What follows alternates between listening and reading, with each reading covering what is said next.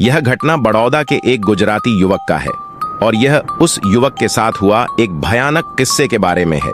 उसका नाम जिग्नेश है। वह अपने माँ बाप के साथ अलकापुरी में रहता है।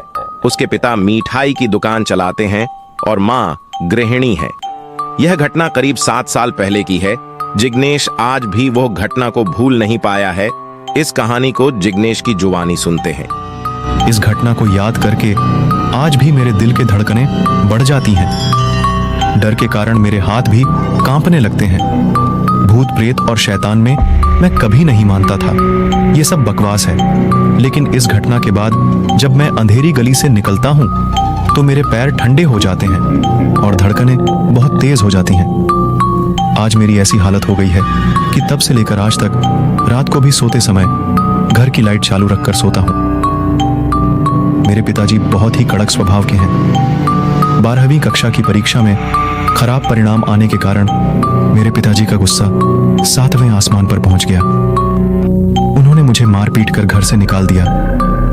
मैं बड़ौदा से राजकोट भागकर चला आया और वहीं मुझे एक दोस्त ने रहने के लिए मदद की। लेकिन मुझे कौन काम देगा, क्योंकि मैं 12वीं कक्षा में फेल हो गया था। नौकरी नहीं मिली। फिर भी मैं हिम्मत नहीं हारा और राजकोट के गोंडल रोड पर फुटपाथ पर ही पूरी शाक बेचना शुरू कर दिया।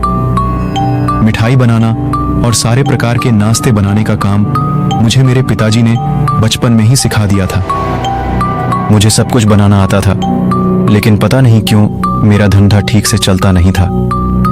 पूरे दिन में मान 2-3 ग्राहक आते थे, इसीलिए मुझे बनाए हुए सारे नाश्ते फेंक देना पड़ता था। गोंडल रोड पर जहां मेरी लारी खड़ी थी वहां बहुत ही भीड़ भाड़ थी।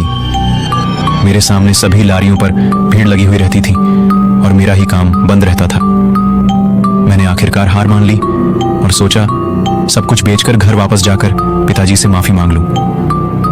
उस दिन शाम के 6 बजे मेरे डर की घटना शुरू हो गई।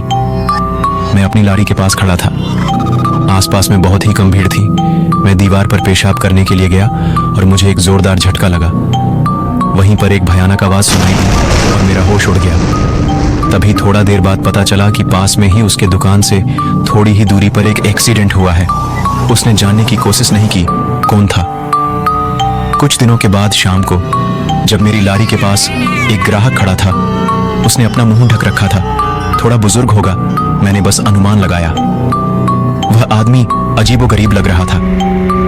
उसने मुझे कहा कि तुम्हारे पास जो भी खाने का नाश्ता है वह सब मुझे पैक करके दे दो। मुझे बहुत तेज भूख लगी है, कुछ दिनों से खाया नहीं हूं। सामान पैक करने से पहले उसने मुझे पैसे दे दिए। मेरी खुशी का कोई ठिकाना नहीं रहा। उस आदमी ने मेरी सारी मिठाई, नाश्ता सब कुछ खरीद लिया और मुझे ज्यादा पैसे भी दिए। इसलिए मेरी हिम्मत और बढ़ गई और मैंने वडोदरा वापस न जाने का फैसला किया। वह आदमी हर रोज आता और मेरी सारी मिठाई और नाश्ता खरीद लेता। मैंने भी कभी जानने की कोशिश नहीं की वो कौन था। एक दिन मैंने दुकान नहीं लगाया क्योंकि मैं बाहर घूमने चला गया और उस दिन लारी नहीं निकली। दूसरे दिन लारी लेकर मैं काम पर पहुंचा तो वह आदमी मेरे सामने आकर गुस्से में लाल होकर मुझे देखने लगा। वो समय रात के करीब 8 बज रहा था और आसपास की ज्यादातर दुकानें बंद हो गई थीं। उसने मुझसे केवल इतना कहा, मैंने तुम्हें तुम्हारी तकलीफ में मदद की और तुमने मुझे कल भूखा रखकर इसका बदला लिया।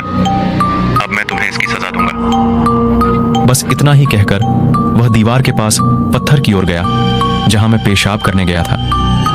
वहां जाकर वह अचानक गायब हो गया। उसकी धमकी और उसका गायब हो जाना देखकर मेरे तो पसीने छूट गए। मैंने अपना लोरी लिया और घर की ओर चला गया। उस दिन मैं अपने दोस्त के साथ ही सोया। सुबह उठते ही टिकट लिए बिना वडोदरा चला आया। पिताजी से माफी मांग ली और अब तो राजकोट शहर की बात तो दूर, उसका नक्शा भी देखना नहीं चाहता। अब तो हर समय एक ही डर सताता है कि वह रहस्यमय प्रेत इंसान मेरे साथ कैसा बदला लेगा। उस दिन जो एक्सीडेंट हुआ था वह एक बूढ़ा आदमी था जो जिग्नेश का डेली कस्टमर हुआ करता था और वो जिग्नेश के दुकान से रोज कुछ न कुछ ले जाया करता था। उस दिन भी वो उसी की दुकान की ओर आ रहा था, तभी ये हादसा हुआ था। लेकिन जिग्नेश ने कभी गौर नहीं किया था। आज भी बहुत से लोग उसे राजकोट के रास्ते पर देखते हैं। वो अपना चेहरा ढक कर रखता है। आपको ये कहानी कैसी लगी हमें कमेंट में बताएं, और अगर आपके साथ भी कुछ ऐसा हुआ या आपने कभी महसूस किया है तो हमारे साथ शेयर करें, और वीडियो को लाइक कर चैनल को सब्सक्राइब करें ऐसी ढेरों डरावनी वीडियो पाने के लिए।